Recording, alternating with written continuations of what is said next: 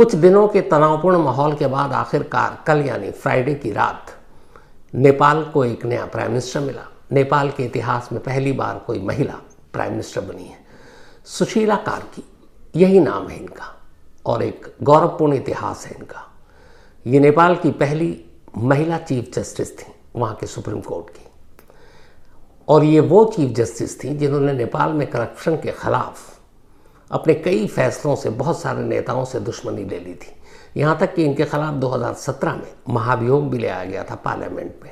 हालांकि वो गिर गया, लेकिन इन्होंने कई नेताओं के खिलाफ जजमेंट पास किया था जो करप्शन में इन्वॉल्व थे, और इसीलिए पॉलिटिशियन की दुश्मन बन गई थी।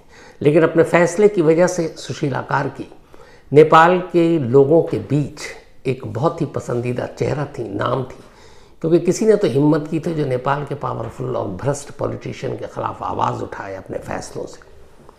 यही वजह है कि जेन ज़ी के तमाम गुट अलग अलग लोगों ने एक ओपिनियन पोल किया और फिर एक नया नाम सुझाया कि इस वक्त नेपाल की गद्दी किसे सौंपी जाए। तो केयर टेकिंग प्राइम मिनिस्टर के तौर पर कल रात सुशीला कार्की ने शपथ ले लिया। उम्मीद यही है कि अब नेपाल एक सही रास्ते पर चलेगा। आने वाले वक्त में चुनाव होगा, चुनाव में बहुत सारी आपको तब्दीलियां नजर आएंगी। जेन ज़ी के अलग अलग लोगों के साथ आज सुशीला कार्की ने मीटिंग भी की है। लेकिन सुशीला कार्की की एक और बड़ी कहानी दिलचस्प है, और इसीलिए इस कहानी के ज़रिए मैं आपको दो बार दिखाई दूंगा अलग अलग दो कपड़ों में, क्योंकि कहानी ऐसी है। सुशीला कार्की ने बनारस हिंदू यूनिवर्सिटी से पढ़ाई की थी पॉलिटिकल साइंस में।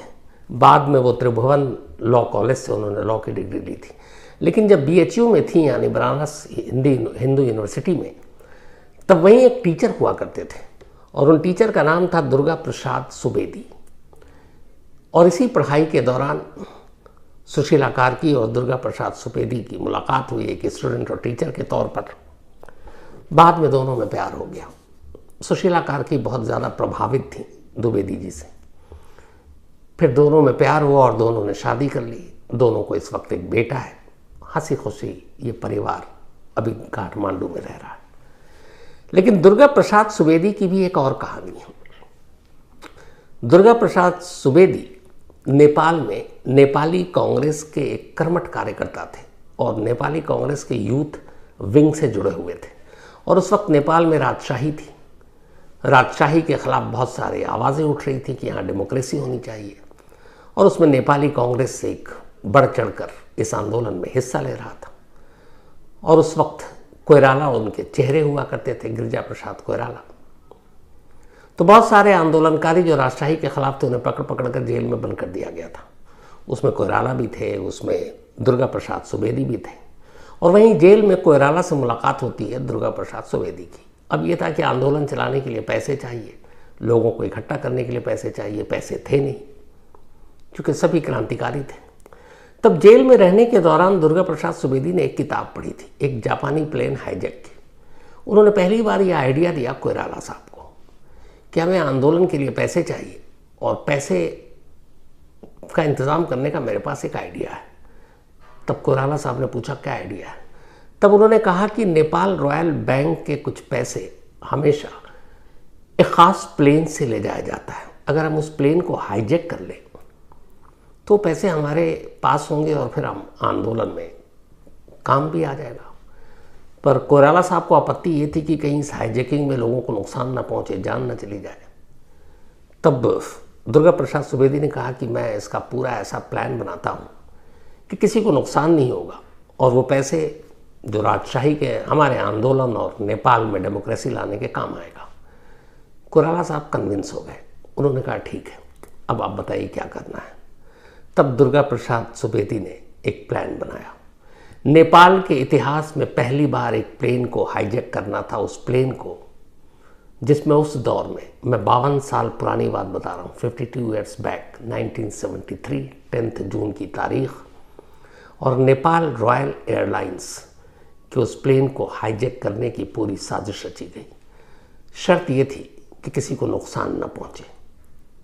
प्लान बना, और इस प्लान के बाद कैसे इस प्लेन को हाईजैक किया गया, जो आज भी नेपाल के इतिहास में पहली बार है, किसी नेपाली एयरलाइंस। और फिर उस प्लेन का क्या हुआ, उस पैसे का क्या हुआ, उसके बाद क्या हुआ, पेश है पूरी कहानी। 10 जून 1973 की बात है, 10 जून 1973।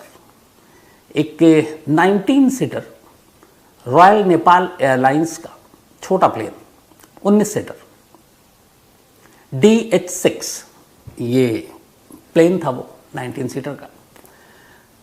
तो नेपाल के विराटनगर एयरपोर्ट से उड़कर इसे त्रिभुवन इंटरनेशनल एयरपोर्ट काठमांडू पहुंचना था। इस 19 सीटर प्लेन में कुल 19 ही लोग थे, क्रू मेंबर और इसके अलावा बाकी मुसाफिर।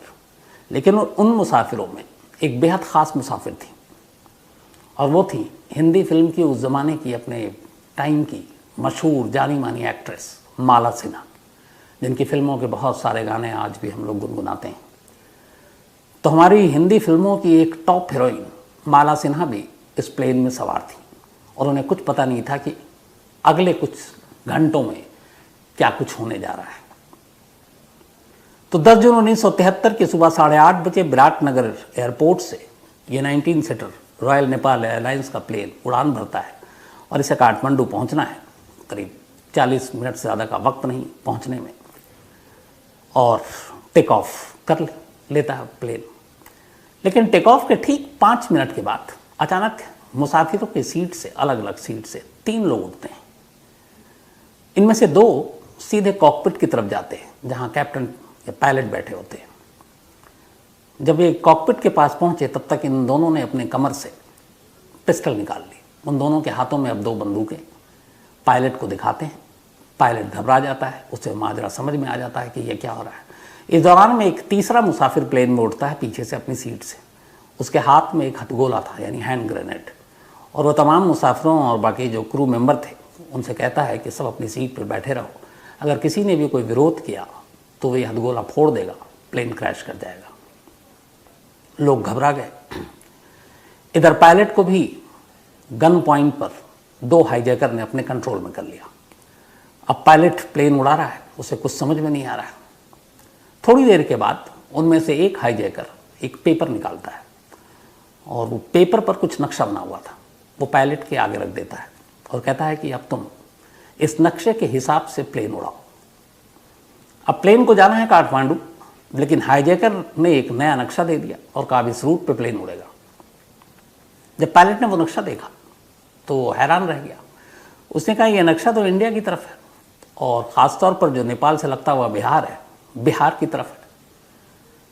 तो उसने कहा ये मतलब हमारा तो रूट नहीं उधर। तो उसने कहा जो कहा जा रहा है वो करो, वरना फिर मुश्किल हो जाएगी, प्लेन क्रैश कर देंगे, सारे मुसाफिर मारे जाएंगे। अब उस नक्शे के हिसाब से पायलट मजबूरी में प्लेन को घुमाता है और उड़ान भरने लगता है। जैसे उस नक्शे के हिसाब से वो बिहार के बॉर्डर के अंदर दाखिल होता है, तो बिहार में एक जगह है फारबसगंज। जब ये फारबसगंज के करीब ये प्लेन उड़ान भर रहा होता है, तभी एक पायलट कहता है कि अब नीचे देखो, और एक घास का मैदान दिखाई देगा बड़ा सा, उस घास के मैदान पर इस प्लेन को लैंड करो। अब यहाँ पर पायलट का दिमाग घूम गया। उसने कहा कि देखो हम सिर्फ एयरपोर्ट पर ही लैंड कर सकते हैं, ये 19 सीटर प्लेन है, और ऐसे किसी भी हम मैदानी इलाके में इसको अगर हम लैंड करेंगे तो हो सकता है बैलेंस बिगड़े, गड्ढे हों, खड्डे हों, और प्लेन क्रैश कर जाएगा, तो कोई भी नहीं बचेगा, तुम भी नहीं बचोगे। लेकिन हाईजैकर जिद पर अपनी कायम थे। उन्होंने कहा नहीं, तुम्हें इसी फारबसगंज में घास वाले मैदान में ही इस प्लेन को लैंड कराना है, दूसरा कोई ऑप्शन नहीं है, और अगर तुमने हमारी बात नहीं मानी तो गोली मार देंगे, मुसाफिरों को मार देंगे। पायलट बेबस और मजबूर, उसके पास कोई दूसरा रास्ता नहीं। किसी तरीके से उसने नीचे देखा, एक शायद पूरी तैयारी थी हाईजैकर की, उसे एक जगह दिखाई दी जो लंबा मैदान, घास भी थे वहाँ, और उसी सपाट मैदान को देखकर पायलट ने ऊपर वाले का नाम लिया और कहा कि चलो यही लैंड करते हैं। जोखिम बहुत ज़्यादा था, क्योंकि कुछ भी हो सकता था। आप रनवे छोड़कर किसी मैदानी इलाके में जब आप लैंड करते हैं तो, लेकिन फिर भी पायलट ने कोशिश की, क्योंकि मजबूर था, सर पे गन तनी हुई थी। इसके बाद अब बड़ी मुश्किल से वो प्लेन धीरे धीरे नीचे आता है। इधर उस मैदान के इर्द गिर्द कुछ बस्तियां थी, लोग इतने नीचे प्लेन को उड़ते हुए देखते घबरा जाते हैं, कुछ लोग शौक में देखते हुए घर से बाहर निकल आते हैं, उन्हें अच्छा लगता है कि जहाज को इतनी नज़दीक से देख रहे हैं। धीरे धीरे प्लेन उस मैदान में लैंड कर जाता है। अब गांव वालों की भीड़ भी धीरे धीरे उस मैदान की तरफ प्लेन को करीब से देखने के लिए बढ़ने लगती है। जहां पर यह प्लेन लैंड किया, इत्तेफाक से उस मैदान के पास ही जीप खड़ी हुई थी। तो कम से कम 2 से 3 गाड़ियां थी। अचानक प्लेन लैंड किया। लैंड करने के बाद अब तीनों हाईजैकर उस प्लेन के पीछे हिस्से में जाते हैं। उन्हें मालूम है वहाँ 3 बॉक्स रखे हुए हैं। वो एक एक कर तीनों बॉक्स को उठाते हैं। अब तक पायलट को, मुसाफिरों को, किसी को कुछ पता नहीं कि ये प्लेन को क्यों हाईजैक किया, यहाँ क्यों उतार रहे हैं, किसी एयरपोर्ट पर क्यों नहीं ले जा रहे हैं, इनकी डिमांड्स क्या, क्योंकि उन्होंने कोई डिमांड नहीं रखी। उन्होंने सिर्फ एक नक्शा दिया और कहा हमारे हिसाब से आप प्लेन को उड़ाओ। तो ना डिमांड ना कोई और बात, सीधे प्लेन मैदान में उतरवाया। 3 बक्सों को उन तीनों हाईजैकर ने उठाया और उसको लेकर प्लेन से नीचे उतर गए। उतरने के बाद उन्होंने पायलट से कहा कि अब तुम आज़ाद हो, जहां मन करे जाओ। बाहर गाड़ी में कुछ लोग इंतजार कर रहे थे, वो भागते हुए आए, उन्होंने मदद की उस बॉक्स को उठाने में। तीनों बॉक्स को गाड़ियों में रखा गया और फिर वो गाड़ियों का काफिला वहां से 1, 2, 3 हो गया। थोड़ी देर तक तो ये पायलट और बाकी लोगों को समझ में नहीं आया। फिर लोकल एडमिनिस्ट्रेशन को कांटेक्ट किया। बात फिर काठमांडू तक पहुंची। तब नेपाल में राजशाही हुआ करती थी, डेमोक्रेसी या लोकतंत्र नहीं थी। 1973 की मैं बात कर रहा हूं। अब भारत की सरजमीन पर एक प्लेन एयरपोर्ट की जगह एक मैदान में लैंड किया। पायलट ने कंप्लेंट लिखाई, लोकल एडमिनिस्ट्रेशन सामने आई। यहाँ इस पूरी जानकारी अब इस बिहार के फारबिसगंज से नई दिल्ली तक पहुंच चुकी थी। दिल्ली में जब ये खबर पहुंची तो दिल्ली वालों को भी अजीब लगा, सरकार में बैठे लोगों को, कि ये क्या माजरा है कि किसी प्लेन को किसी ने हाईजैक किया, उसको एक मैदान में उतारा और सिर्फ 3 जो संदूक थे वो उठाए और चला गया। किसी को कोई नुकसान नहीं, कोई डिमांड नहीं, कोई भी चीज़ नहीं, और यूं ही भाग गए। किसी को नुकसान तक नहीं पहुंचाया और ना अपनी कोई मांगे रखी। तफ्तीश शुरू हुई तो फिर काठमांडू तक, काठमांडू नेपाल की भी जांच एजेंसियां इसमें लगी। तो पहली चीज़ जो पता चली वो ये कि इस रॉयल नेपाल एयरलाइंस में जो 3 बॉक्स रखे हुए थे, 3 बक्से थे, उसमें 30 लाख रुपए उस वक्त दौर में, 1973 के दौर में भारतीय करेंसी थे। 30 लाख रुपीज़, 30 लाख। 30 लाख की 73 में बहुत वैल्यू थी, आज भी है। तो अब ये समझ में आया कि ओके, ये सारा खेल जो है इन 30 लाख को चुराने के लिए किया गया, लेकिन कौन, क्यों, और इस तरह जान जोखिम में डालकर। तो जब जांच आगे बढ़ी तो पता चला कि ये जो 30 लाख रुपए थे, ये भारत से ही, अररिया से ही, बिहार के सड़क के रास्ते विराटनगर पहुंचे थे। क्योंकि भारत और नेपाल के बीच में कई चीज़ें, शर्तें और समझौते भी रहते हैं। तो पैसे भारत सरकार की तरफ से जा रहे थे, कुछ सामान और ख़रीद और फरोख्त जो चीज़ें होती या कर्ज होता उसी की शक्ल में। और ये अररिया से बाई रोड गाड़ियों में रखकर इन पैसों को, इन नकदी को, 30 लाख रुपए नेपाल के विराटनगर पहुंचाया गया। अब विराटनगर से इन 3 बक्सों को, जिसमें 30 लाख थे, इस रॉयल नेपाल एयरलाइंस में रखा गया और इसको अब ले जाया जा रहा था काठमांडू, ताकि काठमांडू ले जाने के बाद वहाँ उनके जो नेशनल बैंक हैं वहाँ इन पैसों को जमा कराया जा सके, जो कि वहाँ के सरकार चलाने के खर्च में काम आए। तो 30 लाख रुपए अररिया से पहुंचे विराटनगर और विराटनगर से अब उड़ान भर के काठमांडू, लेकिन उसी प्लेन को हाईजैक किया गया और सीधे बिहार के फारबिसगंज में उतारा गया और वो 3 बक्से लेकर लोग आए। अब जांच शुरू हुई, आखिर ये लोग हो कौन सकते हैं। जांच चलती रही, धीरे धीरे करके पहली गिरफ्तारी हुई, फिर दूसरी गिरफ्तारी हुई, फिर तीसरी गिरफ्तारी हुई। इसके बाद एक एक करके नाम सामने आने शुरू हुए। जब नाम सामने आने शुरू हुए और पूछताछ कंप्लीट हुई तो एक अजीब कहानी सामने आई। कहानी ये थी कि 1973 में, उस दौर में नेपाल में लोकतंत्र के लिए बहुत सारी पार्टियां लड़ाई लड़ रही थी, डेमोक्रेसी के लिए, और वहाँ थी राजशाही। तो जो राजशाही थी उसको लेकर बहुत सारे जो पार्टियां थी उनका विरोध था, लोग भी परेशान थे, क्योंकि वहाँ पंचायत राज सिस्टम के थ्रू एक निकम्मी एडमिनिस्ट्रेशन या सरकार चल रही थी। सारी ताकत, सारे शक्ति जो थी वो राजशाही परिवार के हाथ में, और उनकी बहुत सारे मनमर्जी के फैसले थे। तो बहुत सारी पार्टियां वहाँ पे लोकतंत्र के लिए आवाज़ उठा रही थी, और उन्हीं में एक पार्टी थी जो सबसे बड़ी पार्टी वहाँ की, नेपाली कांग्रेस। नेपाली कांग्रेस शुरू से ही 70s में ही इस राजशाही का विरोध कर रही थी और नेपाल में लोकतंत्र की बहाली की मांग कर रही थी, और इसको लेकर वो आंदोलन छेड़ रही थी। और ये आंदोलन पूरे नेपाल में चल रहा था। आंदोलन चलाने के लिए आपको पैसों की ज़रूरत होती है। तो पहले लोगों के चंदों से ये आंदोलन चलता रहा, लेकिन फिर बीच में ऐसा आया, हालात ख़राब थे नेपाल के, कि लोग चंदा देने को भी मजबूर हो गए, पैसे रहे नहीं। अब सवाल है आंदोलन कैसे चलाया जाए। आंदोलन में हथियार की भी ज़रूरत है, वो कहाँ से लाया जाए। आंदोलनकारियों का पेट भी भरना है, वो अनाज कहाँ से ख़रीदा जाए। तो ये सारी चीज़ें चल रही थी। इधर नेपाली कांग्रेस के बहुत सारे लोग जेल में बंद थे। इन्हीं में से एक नेता गिरिजा प्रसाद कोइराला थे। राजशाही के खिलाफ जो भी बगावत हो रही थी उसमें सरकार उन लोगों को दबा रही थी। तो ये भी जेल में थे कुछ दिन के लिए। उन्हीं दौरान जेल में एक मुलाकात होती है एक शख्स से जिसका नाम है दुर्गा सुवेदी। दुर्गा सुवेदी भी एक क्रांतिकारी, एक आंदोलनकारी जो नेपाल की राजशाही के खिलाफ था, और वो भी इस आंदोलन में बढ़ चढ़ कर हिस्सा ले रहा था, और इसीलिए उसको भी जेल में डाल दिया गया था। तो जब दुर्गा सुवेदी से मुलाकात हुई गिरिजा प्रसाद कोइराला की, तो उन्होंने कहा कि अब आंदोलन को चलाने के लिए पैसों की ज़रूरत है, समझ में नहीं आ रहा है कहाँ से इंतज़ाम किया जाए। तो इत्तेफाक की बात है कि उस वक्त दुर्गा सुवेदी जब जेल में था और तो कोई काम नहीं था, तो वो किताबें पढ़ रहा था, किताबें पढ़ने का शौकीन।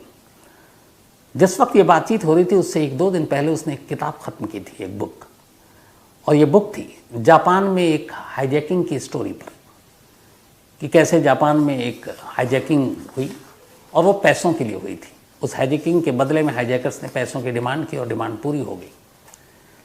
कहते हैं उसने गिरिजा प्रसाद कोइराला को ये आइडिया दिया कि अगर हम प्लेन हाईजैक करें तो उसके थ्रू हमें पैसे मिल सकते हैं। लेकिन फिर बात यहाँ आई कि हम प्लेन हाईजैक करें तो हम मुसाफिरों की जान खतरे में डालकर पैसे नहीं लेंगे। क्यों?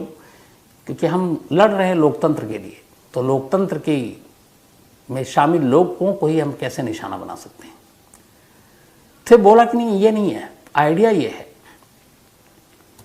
कि जो राजशाही का ख़जाना है जिसमें पैसे नेपाल के बैंक में जाते हैं, वो पैसे प्लेन से ट्रांसपोर्ट होते हैं, और हम उन प्लेन का पता करें जिसमें ट्रांसपोर्ट हो, और जिस दिन ज़्यादा बड़ी अमाउंट हो उसमें, उस दिन हम उस प्लेन को हाईजैक करें। अब सवाल ये है कि फिर वहाँ के जो बैंक है उस बैंक का कौन बंदा हो जो बताए कि आज इतने पैसे जा रहे हैं या फिर नहीं जा रहे हैं। तो अब इन्होंने तलाश शुरू की एक ऐसे शख्स की जो नेपाल के नेशनल बैंक के बारे में अच्छे से बेहतर तरीके से जानता हो, और ख़ासतौर पर जो विराटनगर में इनका ब्रांच है पूरा। तो नेपाल के राष्ट्रीय बैंक में काम करने वाले एक और शख्स से मुलाकात होती है, और वो शख्स जिसका नाम था मदन आर्यल, वो बताता है कि ठीक है, वो भी आंदोलनकारी था, नेपाली कांग्रेस को फॉलो करता था। उसने कहा ठीक है, मैं लोकतंत्र की बहाली के लिए जो आंदोलन है उसमें मेरा योगदान ये होगा कि मैं आपको सही इनपुट दूंगा। और इसी के बाद एक रोज़ मदन आर्यल ने बताया कि बिहार के अररिया से 30 लाख रुपए विराटनगर आए हैं सड़क के रास्ते, और ये कल सुबह 8:30 बजे की फ़्लाइट है काठमांडू के लिए। 3 बक्सों में 30 लाख रुपए, मतलब एक बक्से में 10 लाख रुपए, ये जाएगा काठमांडू, और फिर काठमांडू से वहाँ के नेशनल बैंक में जमा कर दिया जाएगा। तो हमारे पास कुल 40 मिनट है। जब ये खबर मिली, और ये खबर थी 9 जून की, 10 जून की सुबह 8 बजे ये फ़्लाइट टेक ऑफ करना था, 8:30 बजे विराटनगर से पहुंचना था काठमांडू। तो उसी के बाद ये प्लानिंग की गई। तो ये तय हुआ कि अब इस प्लेन में जाएगा कौन, हाईजैकर कौन बनेगा। तो 3 हाईजैकर को चुना गया। तो तीनों ये भी क्रांतिकारी थे। इनमें एक थे बसंत भट्टाराई, दूसरे थे दुर्गा सुवेदी, खुद आइडिया दिया जेल में जापान की हाईजैकिंग से, और तीसरे का नाम था नागेंद्र प्रसाद धुंगेल। ये तीनों वो थे जो प्लेन में सवार हुए। अब ये हुआ कि वहाँ से पैसे तो ले लेंगे, उस पैसे के फिर बाद आगे क्या करेंगे, तो उसकी भी पूरी प्लानिंग की गई। इनमें से एक इंडियन, एक भारतीय नागरिक था जो इस नेपाली कांग्रेस की भी मदद कर रहा था। उनका नाम था नागेश शर्मा, ये दार्जिलिंग में रहा करते थे। तो ये हुआ कि इस प्लेन को हाईजैक करके बिहार के फारबिसगंज में उतारा जाए, वहाँ से दार्जिलिंग जाना इजी होगा सड़क के रास्ते। अब यहाँ पे एक सवाल था कि आखिर प्लेन को हाईजैक करके किसी एयरपोर्ट पर भी बिहार के उतारा जा सकता था। तो पहले हाईजैकर ने इस पर काम किया, सोचा, लेकिन फिर ये हुआ कि अगर प्लेन को हाईजैक कर लेते हैं और उसके बाद किसी भी स्टेट के एयरपोर्ट पर उतारते हैं तो वहाँ ये बात जानकारी में होगी एयरपोर्ट अथॉरिटी को, ATC को, तो फिर उस प्लेन को घेर लिया जाएगा। उसके बाद पुलिस इतनी आसानी से निकलने नहीं देगी, जाने नहीं देगी, तो वहाँ पे ख़तरा ज़्यादा है। इसीलिए प्लेन को ऐसी जगह लैंड करो जहाँ पे कोई अथॉरिटी ना हो, कोई पुलिस ना हो, और जब तक एडमिनिस्ट्रेशन जागे, उन्हें पता चले, तब तक हम लोग निकल चुके हों। तो प्लानिंग बनी कि यही फारबिसगंज के पास एक मैदानी इलाका है, लंबा चौड़ा मैदान है। इस प्लेन का नक्शा बाकायदा बनाया गया, वही नक्शा कागज़ पे, और कहा गया पायलट को तुम यहाँ पर लाना है, यहाँ उतारना है, यहाँ से आगे का हम देखेंगे। तो गणेश शर्मा की जिम्मेदारी थी अब फारबिसगंज के उस मैदान से आगे की। तीनों बक्से गणेश शर्मा ने जिन गाड़ियों का इंतज़ाम किया उसी में रखे गए। इसके बाद ये गाड़ियाँ पैसों समेत पहले दार्जिलिंग पहुँची, फिर दार्जिलिंग से सारे लोग अलग अलग हुए, फिर वहाँ से ये लोग बनारस पहुँचे, फिर बनारस से मुंबई गए। मुंबई में जाने के बाद ये 30 लाख रुपए ठिकाने लगा दिए गए नेपाल तक पहुँचाने के लिए, जो जरिया था। अब सारे ये लोग फिर वापस दिल्ली पहुँचे। दिल्ली पहुँचने की वजह ये थी कि उस वक्त नेपाली कांग्रेस के जो बड़े नेता थे वो दिल्ली अक्सर उनका डेरा जमा रहता था, क्योंकि भारत सरकार भी लोकतंत्र की बहाली के लिए नेपाल में जो आंदोलन चल रहा था उसमें नेपाली कांग्रेस की मदद कर रही थी। तो उस वक्त नेपाली कांग्रेस के जो प्रेसिडेंट थे उनका नाम था BP कोइराला, वो दिल्ली में ही थे। तो बाकी सब यहीं आए और फिर मिले। अब BP कोइराला वो शख्स हैं जो आपको याद होगा कि अपनी एक फिल्म एक्ट्रेस मनीषा कोइराला, जिन्होंने फिल्म सौदागर से डेब्यू किया था, तो मनीषा कोइराला के दादा हैं BP कोइराला, जो नेपाल कांग्रेस के 1973 में अध्यक्ष हुआ करते थे और दिल्ली में थे। BP कोइराला के जो बड़े भाई हैं गिरिजा प्रसाद कोइराला, जो इस पूरे हाईजैकिंग के मास्टरमाइंड थे, और इन्हीं BP कोइराला के छोटे भाई हैं, उनका नाम है मात्र प्रसाद कोइराला। अब ये तीनों जो हैं, चाहे वो BP कोइराला हो, BP कोइराला खुद 1959 से 60 तक नेपाल के प्राइम मिनिस्टर रहे थे, फिर नेपाली कांग्रेस के अध्यक्ष बने। तो अब एक प्राइम मिनिस्टर के भाई, बड़े भाई, उनका इस पूरी साजिश में हाथ, जब ये परतें खुलनी शुरू हुई तो एक एक कर गिरफ्तारी हुई और गिरिजा प्रसाद कोइराला भी गिरफ्तार किए गए। गिरफ्तार करने के बाद उनको 3 साल की सज़ा हुई, वो जेल में चले गए। 73 की बात है। इधर 75 में इमरजेंसी लग गया देश में इंदिरा गांधी के उस दौर में, तो 76 में ही, बल्कि 75 एंड में ही, इमरजेंसी के दौरान ही गिरिजा प्रसाद कोइराला और इस हाईजैकिंग में शामिल बाकी लोगों को जमानत पर रिहा कर दिया गया। इसके बाद ये लोग वापस नेपाल पहुंचते हैं, एक कर नेपाल में आंदोलन को और तेज़ करते हैं। फिर कुछ वक्त के बाद राजशाही झुकती है और वहाँ लोकतंत्र की बहाली होती है, और जब लोकतंत्र की बहाली होती है तो पहले जो प्राइम मिनिस्टर बनते हैं नेपाल के, वो यही गिरिजा प्रसाद कोइराला बनते हैं, जो इस हाईजैकिंग के मास्टरमाइंड थे। इसके बाद जो इनके छोटे भाई हैं मात्र प्रसाद कोइराला, ये भी नेपाल के PM बने। इस पूरे हाईजैकिंग के केस में जितने लोग भी शामिल थे, बाद में सभी ऊंचे पोस्ट पर पहुंचे, जहां लोकतंत्र की बहाली हुई, इनकी सरकार बनी। इसमें एक सुशील कोइराला थे, वो भी जेल में रहे, बाद में वो भी लंबे वक्त जेल में रहे, फिर नेपाल पहुंचे। नेपाल जाने के बाद वो भी प्राइम मिनिस्टर बने। तो 1 2 3 प्राइम मिनिस्टर तो इस हाईजैकिंग से ही निकल कर बन गए। इधर अब उस हाईजैकिंग के बाद प्लेन वापस पहुंचा वहाँ, यही रॉयल नेपाल एयरलाइंस का, और अगले 40-41 साल तक ये उड़ान भरता रहा, 19 सीटर प्लेन। और इस प्लेन को वहाँ लोग जब देखते थे, याद करते थे, तो कहते थे अच्छा ये वही है जिसकी हाईजैकिंग हुई और एक ग्राउंड में उतारा गया था, ये उसकी पहचान बन गई। लगभग 40-41 साल तक ये अपनी सेवा देता रहा।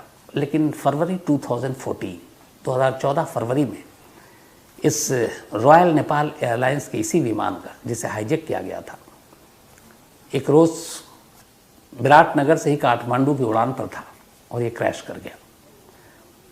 उस दिन इस प्लेन में 18 लोग सवार थे। 18 के 18 लोगों की मौत हो गई।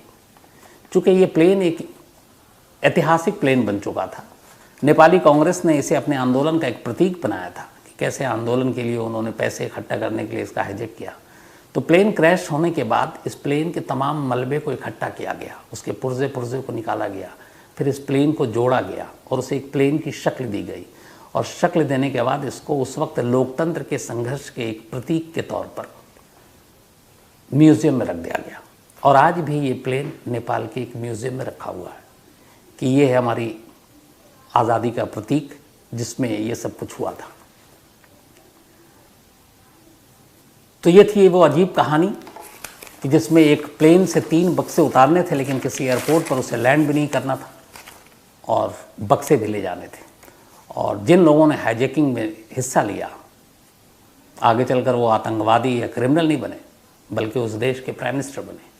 तो ये थी अभी मौजूदा नेपाली प्राइम मिनिस्टर सुशीला कार्की के पति सुवेदी की वो कहानी, जब उन्होंने नेपाल में राजशाही के खिलाफ क्रांति लाने के लिए पैसों की ज़रूरत थी। और जैसा कि मैंने अभी आपको बताया, इस आंदोलन में जुड़े सभी लोग बाद में ऊंची ऊंची पदों पर पहुंचे थे। और आज अब सुवेदी साहब की पत्नी सुशीला कार्की नेपाल की प्राइम मिनिस्टर बन चुकी है। तो फिलहाल कहानी में इतना ही, लेकिन कहानी ख़त्म करूं उससे पहले वही अपना सिलसिला। आज दिव्यांशी, इनका जन्मदिन है। हैप्पी बर्थडे दिव्यांशी, खूब अच्छे से टेनिस खेलो, अच्छी रहो, खुश रहो, यही मेरी दुआ है।